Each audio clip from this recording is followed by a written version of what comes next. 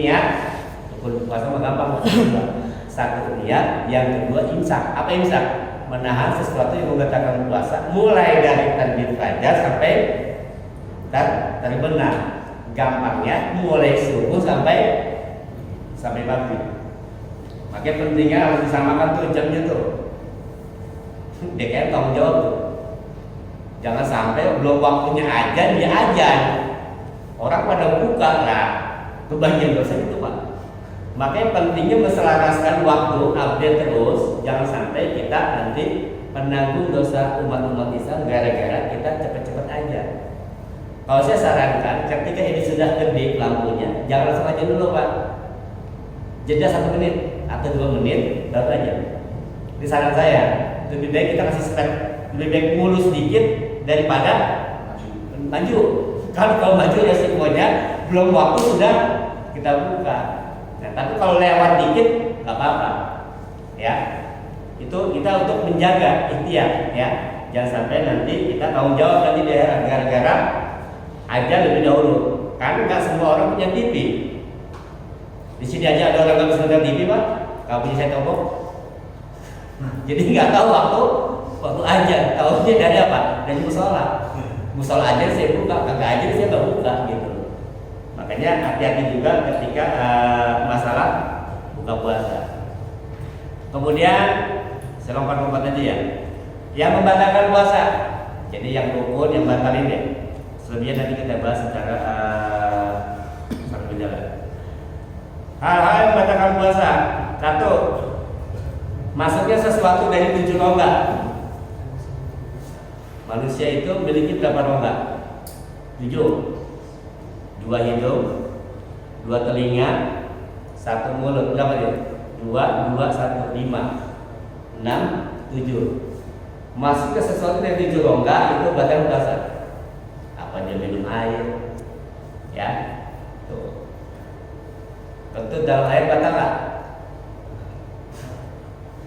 Tentu dalam air batal.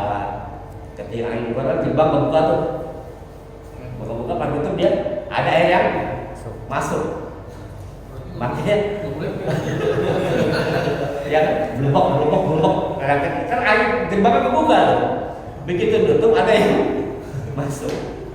Makanya nggak boleh ya. Masuknya cairan ke dalam melalui hidung atau melalui mata nggak boleh tuh. Kita pakai obat tetes mata instok itu nggak boleh juga.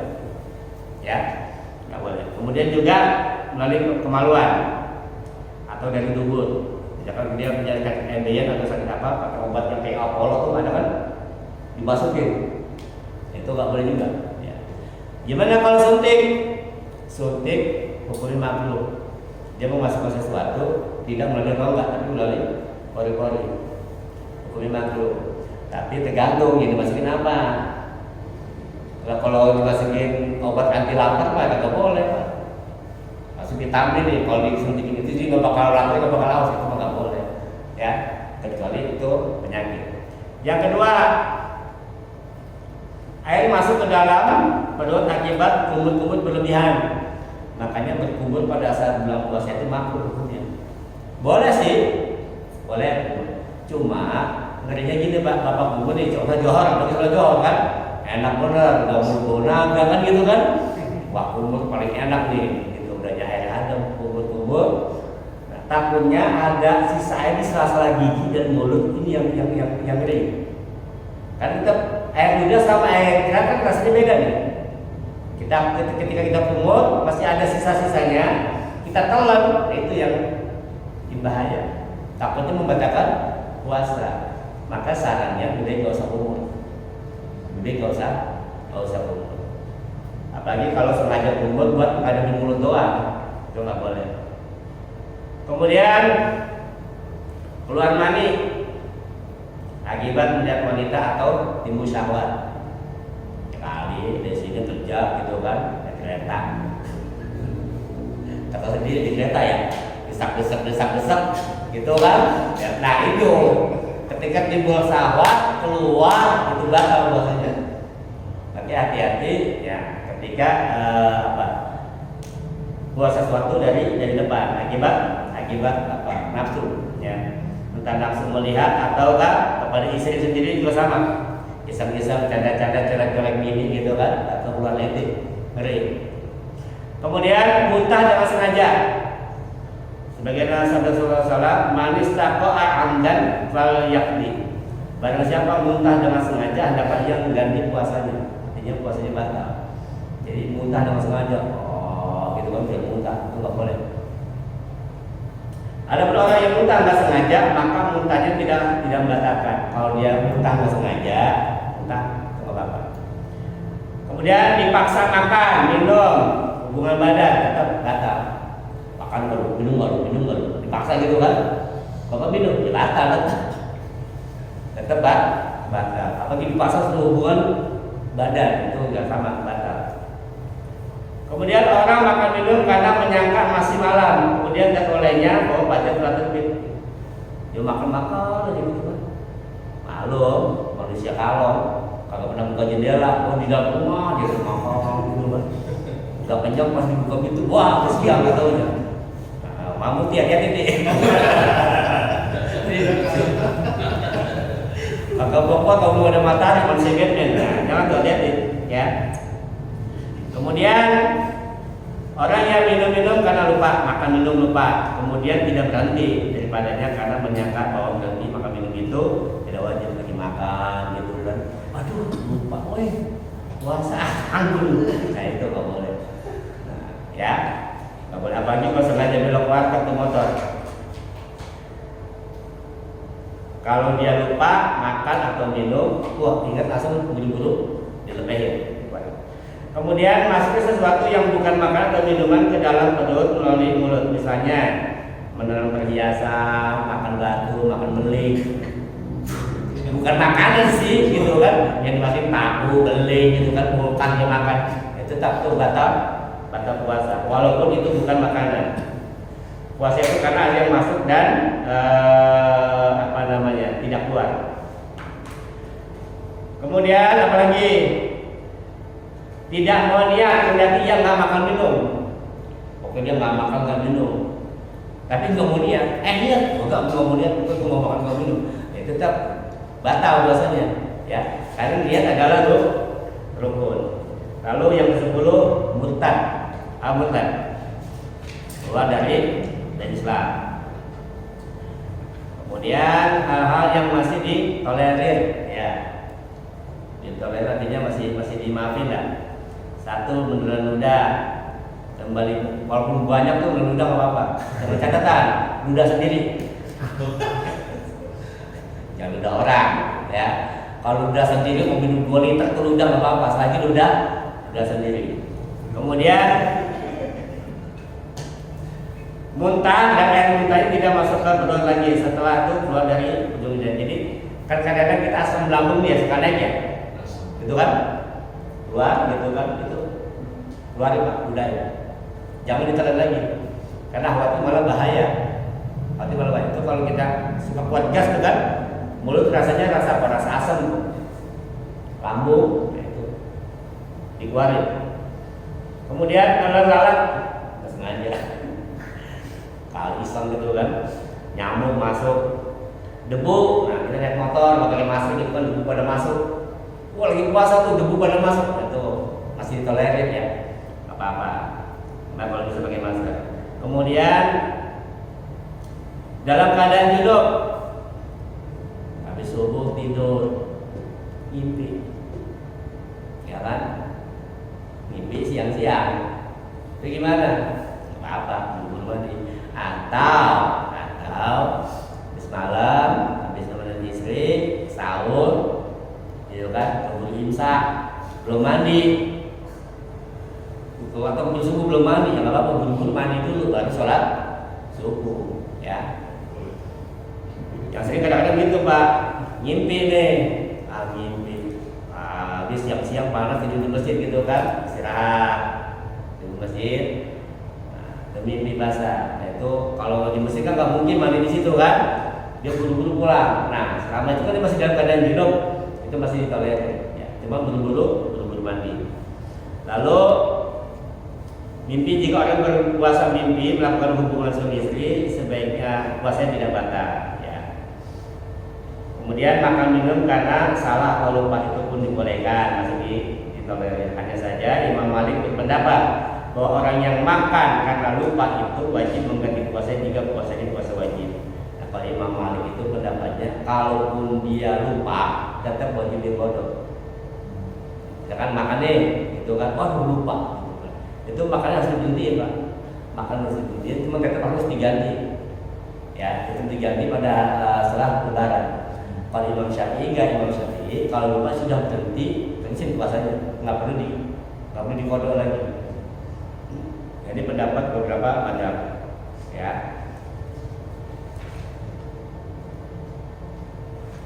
Kemudian hal-hal yang dimakruhkan,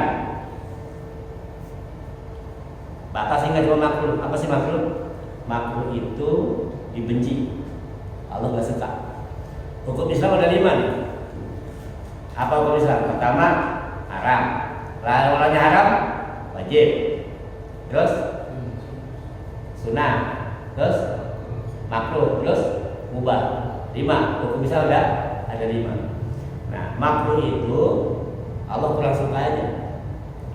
Apa yang memakruhkan puasa? Puasanya tetap sah, cuma Allah kurang suka. Berlebihan dalam berkumur, minum air, hidung. Ini kadang-kadang kita tetap main kumur karena udah kebiasaan, kumur kebanyakan, makruh. Walaupun dia yakin tidak akan menelan air boleh kumurnya, cuma kalau berlebihan dikhawatirkan. Makanya dikatakan kumur itu hukumnya makruh. Walaupun boleh tetap makruh, apalagi insyirah, masukkan air ke dalam hidung. Kan maksudnya di lagi tuh, disingkringin lagi. Itu pun hukumnya makruh. Kemudian yang dimakruhkan, suami mencium istri jika timbul syahwat, pegang-pegang, colek-colek, takutnya menimbulkan syahwat tuh juga makruh. Walaupun nggak batal, tetap makruh hukumnya.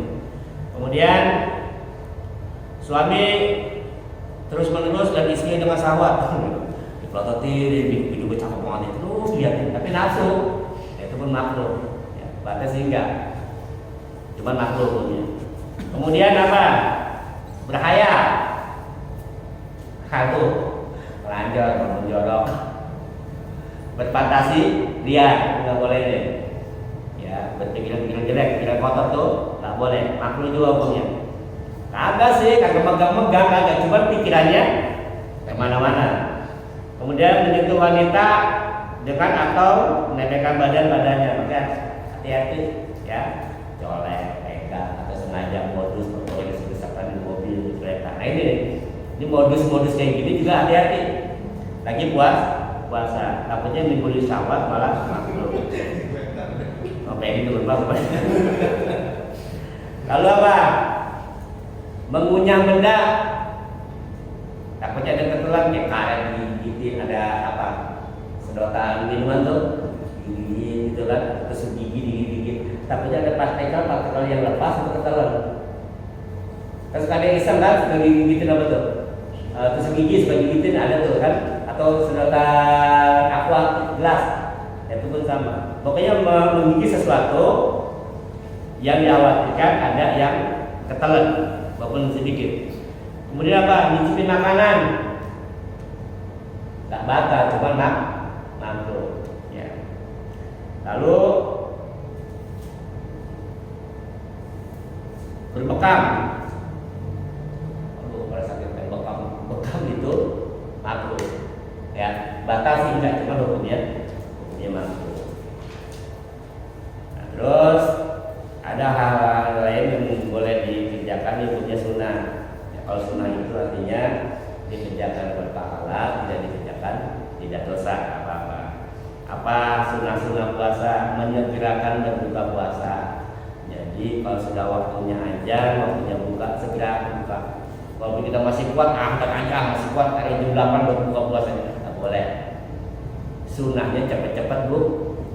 Kata Rasulullah, la yazalun nas bi khairin ma'ajjalul afitra. Manusia senantiasa dalam kebaikan selagi mereka menyegerakan berbuka puasa. Hadis sahih muttafaq alaih. Nah, kemudian dari Anas bin Malik berkata, sesungguhnya Rasulullah SAW tidak mengerjakan sholat maghrib hingga berbuka puasa, kendati hanya seteguk air. Jadi jangan mentang-mentang kita pengen dibilang hebat, mukmin paling soleh, orang paling bertakwa, waktunya aja dia atau bukan. Dia aja dulu, sholat dulu, ntar aja bukanya belakangan. Itu malah belinger. Rasulullah saja buka dulu baru sholat, walaupun cuma seteguk air. Nah kemudian berbuka dengan kurma, sunahnya, ya bagusnya yang muda. Kalau nggak ada yang muda, yang tua cuma bapak. Kurma apa berorang. Jadi kemudian berbuka dengan yang manis. Yang manis pun ada macam-macam, Pak. Ada yang manis alami, ada yang manis karena dimasak. Utamakan yang manis alami dulu, contohnya buah. Kan manis alami tuh, manis bukan karena dimasak. Ada manis karena dimasak, contohnya apa? Kopi, teh manis. Itu namanya manis karena dimasak. Utamakan yang manisnya alami. Tapi kalau nggak ada, nggak apa-apa, yang manis dibuat. Dari Anas bin Malik, Rasulullah SAW berbuka puasa dengan beberapa kurma yang telah matang sebelum mengerjakan sholat maghrib. Jika tidak mendapatkan kurma yang matang, maka beliau buka puasa dengan kurma kering. Jika kurma kering tidak ada, maka dia berbuka beberapa tegukan air. Yang penting batal puasa. Ya kalau di sini nggak ada kurma, adanya apa? Buah-buah yang manis, rambutan ya rambutan, melon ya melon. Pokoknya buah-buahan atau apapun yang manis itu sunahnya untuk berbuka puasa. Kemudian yang ketiga disunahkan ketika berbuka puasa itu berdoa. Buka puasa itu ada waktu ijabah untuk berdoa. Rasulullah SAW ketika berbuka puasa itu selalu baca doa. Allahumma lakas sunnah wala rizkika aftarna wa taqabbal minna innaka antas samiul alim. Atau ada juga doa yang diajarkan oleh Rasulullah dari Abdullah bin Umar. Beliau mengajarkan doa Allahumma inni as'aluka bi rahmatika allati wasi'at kulla syai'in an taghfir li dzunubi. Jadi bisa buka deh, minum, buru-buru baca doa ini. Karena ketika buka puasa itu ada waktu ijabah kita berdoa. Jadi jangan begitu aja blok wah habis semua. Sisihkan sedikit waktu untuk berdoa karena waktu itu ada waktu ijabah doa. Minta apa saja, Pak? Cuma usaha pertama minta ya Allah, tolong terima puasa aku hari ini, ampuni dosa-dosaku, berikan rahmat. Itu aja. Minimal 3 ya. Minta pada Allah, ya Allah, terima puasaku hari ini, ampuni dosa-dosaku, dan berikan rahmat. Minimal 3 ketika kita buka puasa doa itu. Ya, jangan sampai kita nggak doa. Sayang, karena waktu ijabah itu. Yang keempat disunahkan sahur. Jadi sahur itu hukumnya sunnah. Infasala ma baina siyamina wa siyami ahli kitab akluhus as-sahra. Jadi yang membedakan puasa kita dengan puasa ahli kitab atau Yahudi Nasrani adalah sahur. Kalau kita sahur mereka tidak. Tasahuru fa inna fi suhuri barakah. Bersahurlah kamu karena waktu sahur itu adalah ada keberkahan. Sama ketika sahur pun ada waktu ijabah. Kapan waktu ijabah sahur? Waktu ijabah sahur adalah antara azan pertama dan azan kedua. Kalau kita simpulkan saat ini waktu ijabah doa itu adalah ketika sahur antara imsak sampai azan subuh 10 menit itu waktu ijabah doa. Jadi usahakan ketika sudah masuk imsak 10 menit nih sebelum azan itu ada waktu-waktu ijabah doa di situ. Ya, karena itu waktu ijabah. Kemudian disunahkan mengakhirkan sahur. Jangan kebakaran getol sahur jam 1. Saking getolnya ngejar sunnah sahurnya jam 1. Itu bukan sahur namanya. Nah, sahur itu disunahkan di akhir-akhir jam 4 baru sahur. Ya, kalau subuhnya jam 4:30 ya jam 4 lah sahur. Jadi jangan terlalu jauh dari waktu subuh. Sunahkan di akhir waktu.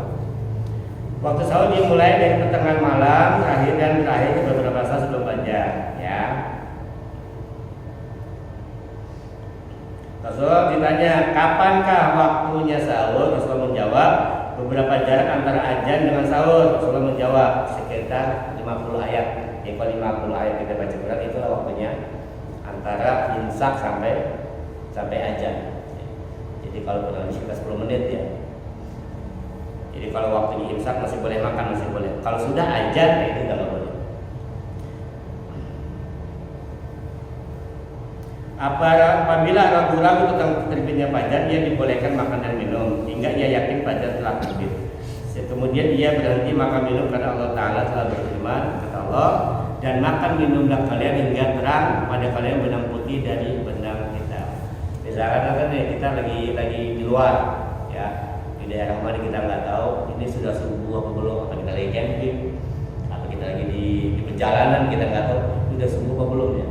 Kalau ragu makan aja dulu sampai kita yakin bahwa itu masih malam. Sampai kita yakin itu masih malam. Tapi begitu kita makan, loh, matanya malam, sudah stop ya. Jadi sampai kita yakin bahwa memang waktunya belum datang, itu masih boleh makan minum. Tapi begitu kita ketahui waktunya sudah datang, maka segeralah kita menyetop, tidak meneruskan makanan.